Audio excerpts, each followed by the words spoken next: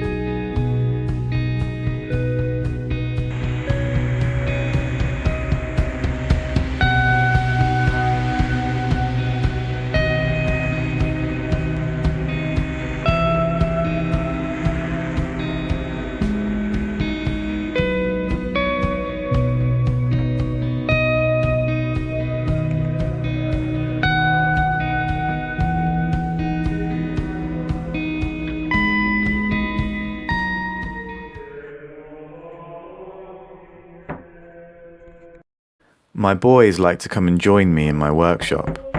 They love a bit of popper time, especially woodworking together. They're homeschooled, so seeing my work is like a lesson for them. They join in a lot of the time. I give them little pieces of wood to sand while I'm sanding, for instance, and they really enjoy the connection and learning a new skill. My youngest is particularly interested in woodwork. He has his little own set of tools, which he always carries around for doing this and that. They learn so much from seeing what looks like junk get cleaned up and transformed, and all the different processes involved in the building have little lessons in themselves, like maths, problem solving, spatial awareness, dexterity. And I hope to build a house with my boys one day. I have a feeling that Iara, our youngest, will be instrumental in that. He shows such an interest in building that I think when he's old enough he may want to join me in my work. As I was taking all the staples out and cleaning up the wood, I was getting to know each piece and dreaming up designs for the bed and considering which piece could go where. Once I had counted all the pieces and measured them, I could make a rough design for the size and shape of the bed. Then I could start planning details, like how many slats there would be and the spacing between them, how high off the floor, etc. The bed will be for Isaac, my middle son. He sleeps on 2 single-size mattress toppers, one on top of the other. And he has mentioned that he would like more space in his room. So to give him that, I decided to make a pocket on the lower end of the bed where the mattress toppers could be folded down through, to make his bed shorter. I measured the height of his body and made the bed accordingly, with a little growing room. This made the bed far more compact than a full-length single.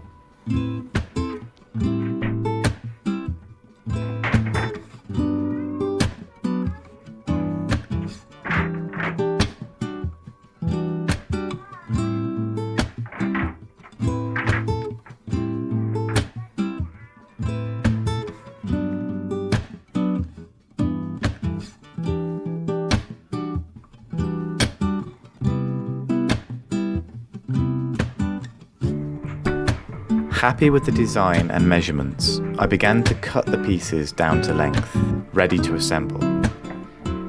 It's always a pleasure recycling something because it provides a sort of constraint on what you can make, as you're working with set dimensions and quantities of materials from what you're able to salvage. At first, that constraint can feel like a negative thing, and it can be frustrating. But actually, in the end, it sort of forces you to be more creative and imaginative to make it work. And what comes out is often surprising and far better than if you had total free rein.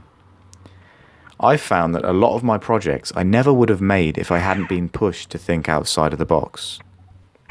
Think of it like using the last odds and sods of food in the house to cook a meal. The result can often be quirky and surprisingly yummy. So, once all the pieces are cut down to the right length, I can start constructing the frame. I wanted the frame to be easy to take apart if we ever wanted to transport or store the bed, so I didn't glue anything and just simply screwed it together. It turned out that there was the perfect amount of wood to make this little bed. I had to rummage through my offcuts bin to find 2 extra pieces to use as slats, as I was just short. But other than that, practically every scrap of salvageable wood from inside the sofa was used up and fit perfectly into the shape of this bed. It's always nice when you have the perfect amount, and everything seems to align with the build. I find it very encouraging when the measurements fit just right, and everything seems like it was meant to be. To me, that's a sign that God is pleased with what is being done. Not that he doesn't give us difficulty or make us work for the good things, but more that he is very encouraging and kind when we're doing something that pleases him.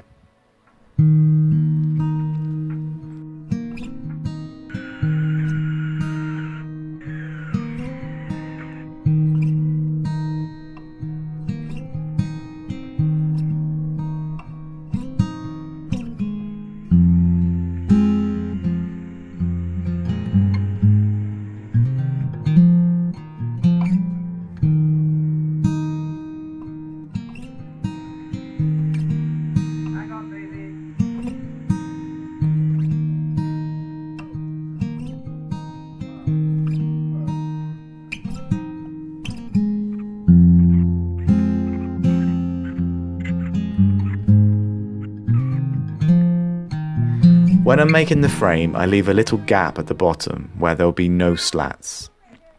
This is the pocket I was talking about earlier to tuck the mattress into. You'll see how it works later when we set up the bed in Isaac's room. As I said, the screws mean the bed can be fully disassembled if needed. Because I appreciate good joinery, sometimes I resent using screws as it feels lazy and sloppy. However, for the occasional project like this, they really do just the job. If you also appreciate good joinery, I have an upcoming video where I take a bunch of 153-year-old floor joists, ripped out of a house built in 1871, which are full of old flat iron flooring nails.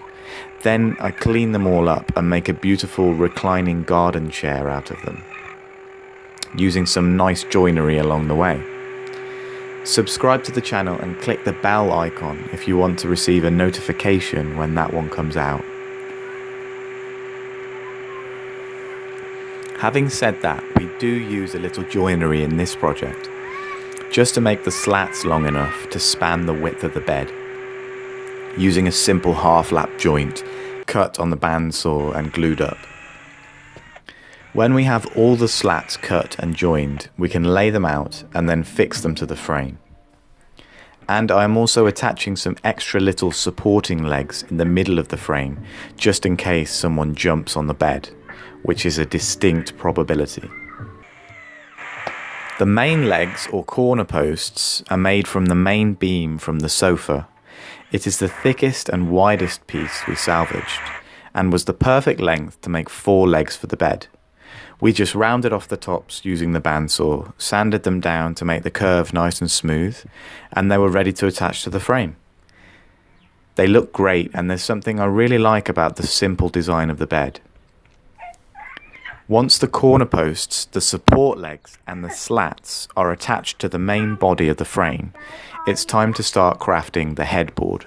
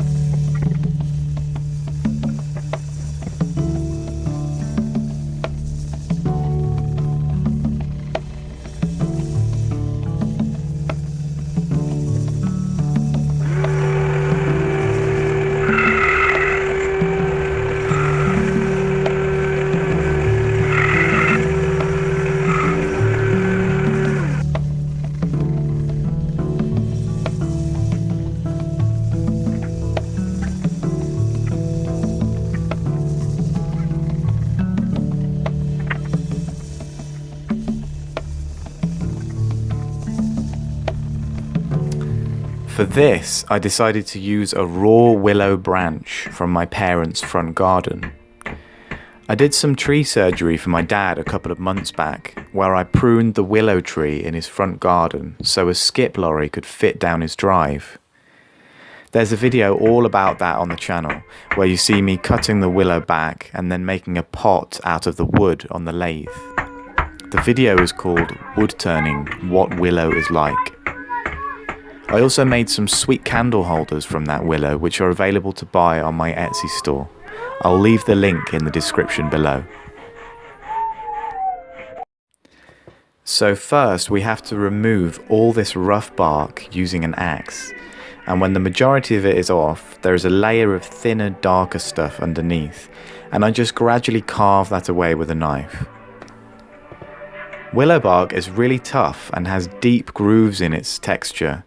It took a while to hack it off with the axe, but it was very therapeutic, so I didn't mind. I really enjoy working with axes. When all the bark and the underlayer is off, the wood underneath is a pale whitish colour, and it's ready for sanding. I sand it smooth, but I want to leave the natural shape of the branch, as I feel it will bring a beautiful character to the bed as the headpiece.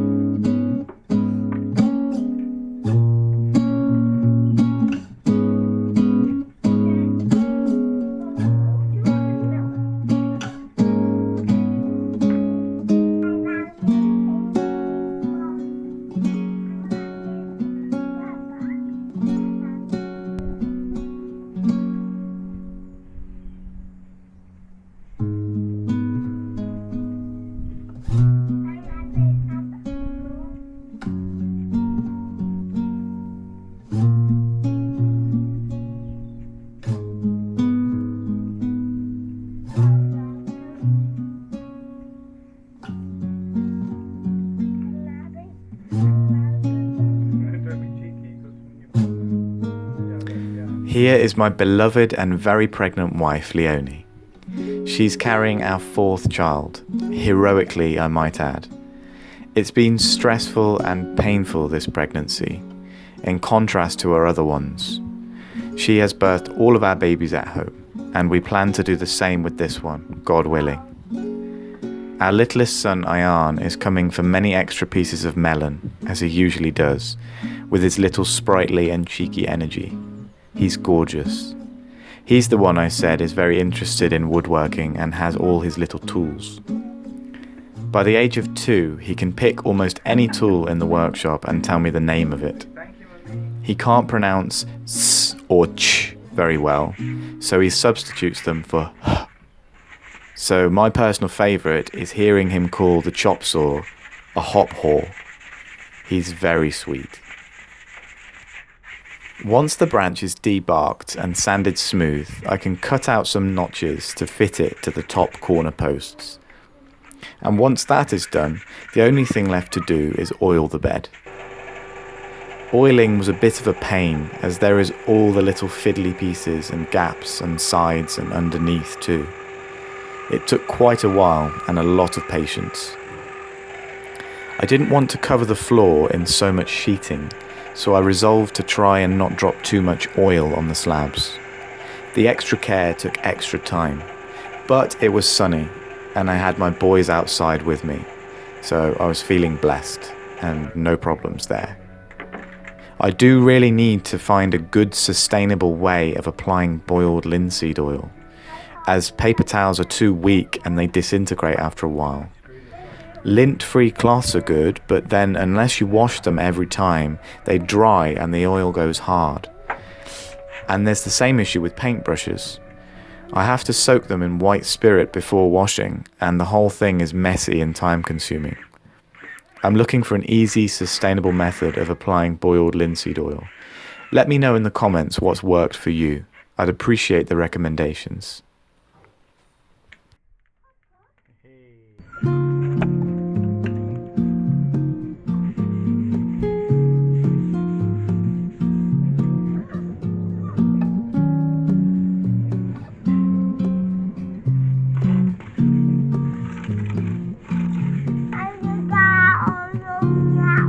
Yeah, man. Yep.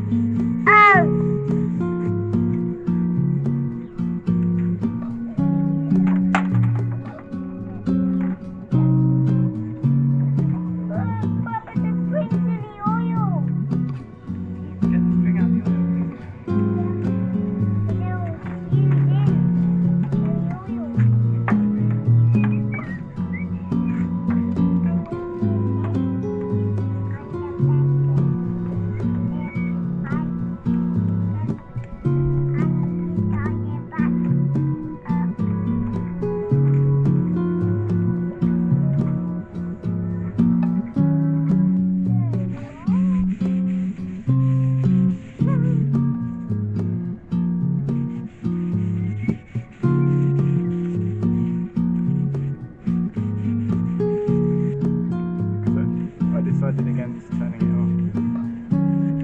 But I was going to turn it off. Thought I'd record a bit of this as well.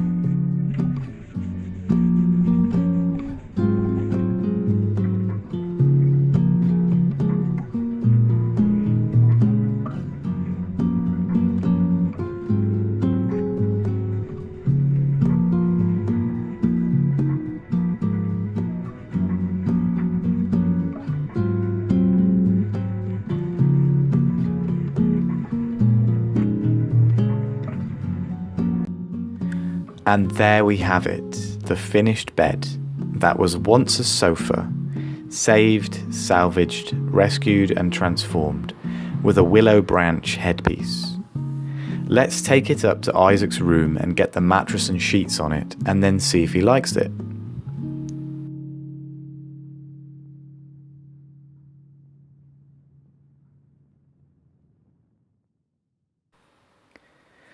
Now you can see the pocket in action, and how if the bed was made to the full length of the mattresses, then he would have had far less space in his room. The shorter length of bed opens up the space a lot and really suits the room, and the little pocket at the bottom works really well to tuck the mattresses into. That way we didn't have to buy a new mattress but could use the ones we already had. Excellent.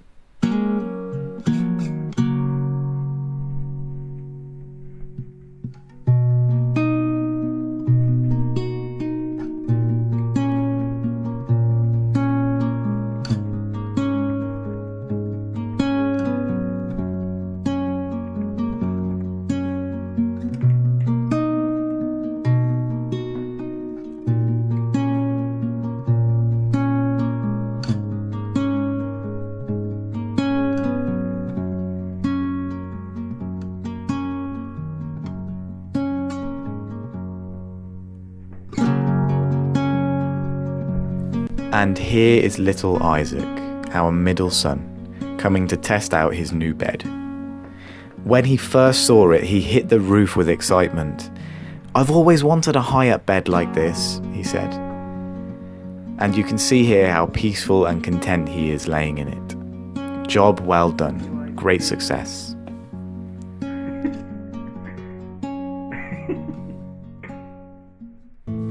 Thanks for watching the video, and remember, if you enjoyed the video, please support the channel by subscribing, liking the video, and sharing a comment if you feel moved to. Also, if you would like to support my work and help our family move towards buying a small piece of land and building a house on it, then I do have a Patreon account and I will leave the link in the description. Even just a small amount would help lots. God bless all of you. Stay safe and see you on the next one.